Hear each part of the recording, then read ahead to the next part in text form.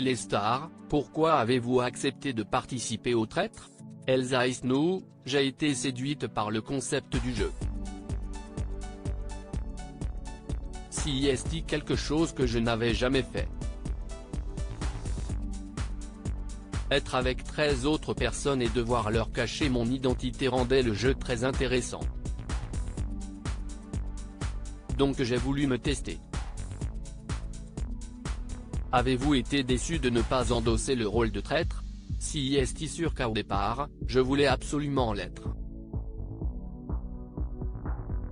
Je m'étais dit que cela pouvait casser cette image que l'on a de moi d'une fille douce et gentille, que cela pourrait donner du piment à mon jeu et que ça m'amuserait.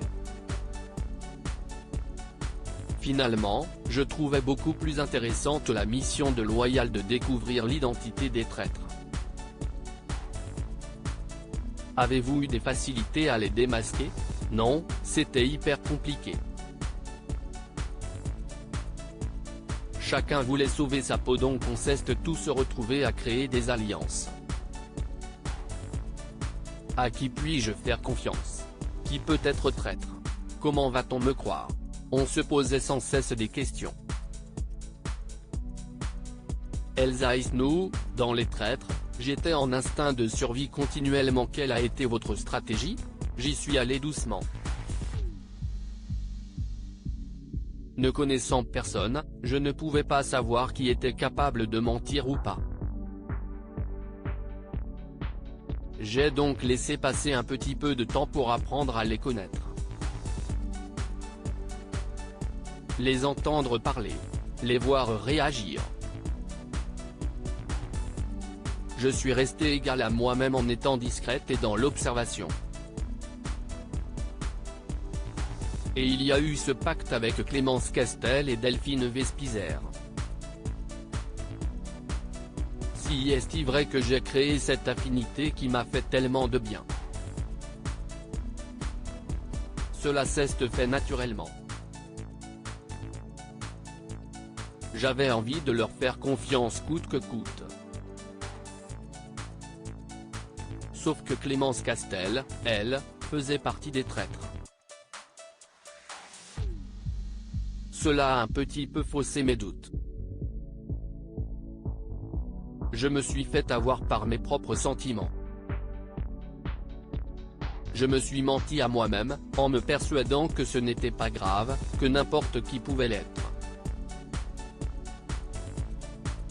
Si est ça qui rend ce jeu formidable, j'étais paumé, j'ai eu des doutes sur tout le monde. Comment avez-vous vécu les conditions particulières du tournage? Du fait du huis clos, le jeu étant non-stop. Quand on se couche, on pense au jeu. Même chose dès le réveil. D'autant qu'il y avait cette angoisse de savoir si on allait être éliminé ou non. Je jouais vraiment pour l'association. Je voulais gagner pour eux.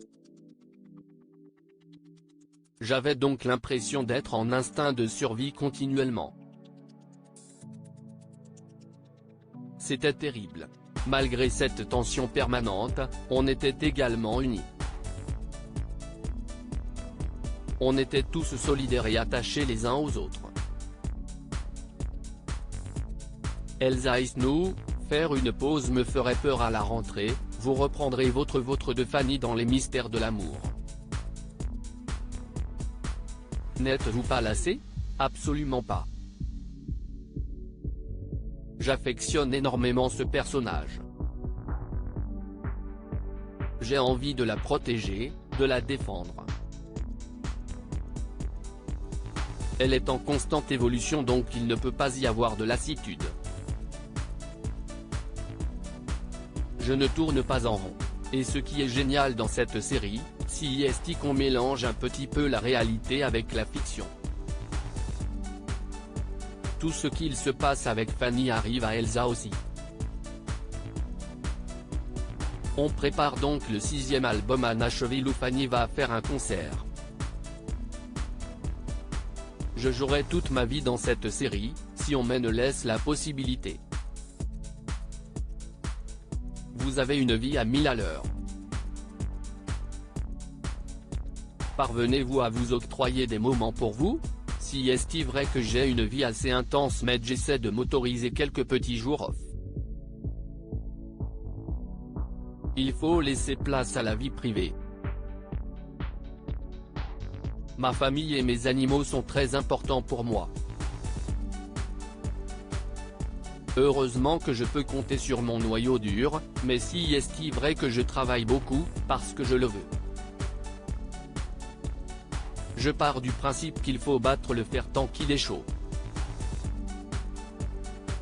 Tant qu'on me donne la possibilité d'exercer ma passion, je la saisis.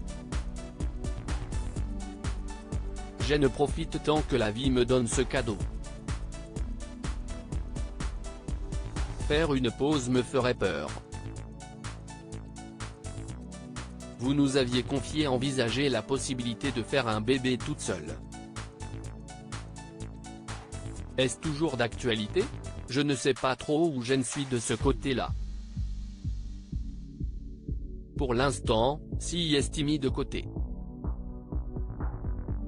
J'avais dit ça parce que j'avais peur, je me demandais comment j'allais faire ma vie un jour.